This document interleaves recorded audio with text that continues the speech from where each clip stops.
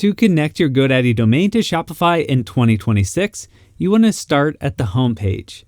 Then choose Settings in the bottom left corner.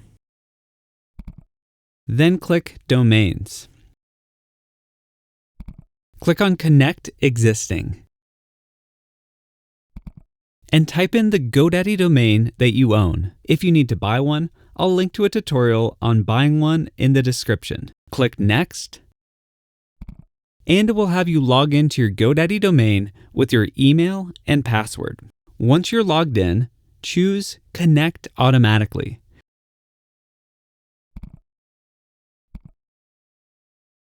Then click Connect.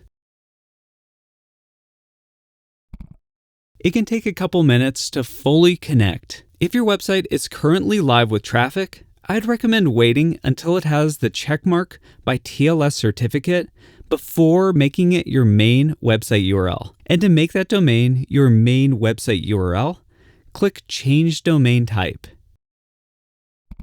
Then click Primary Domain. Then click Change Domain Type. Thanks for watching.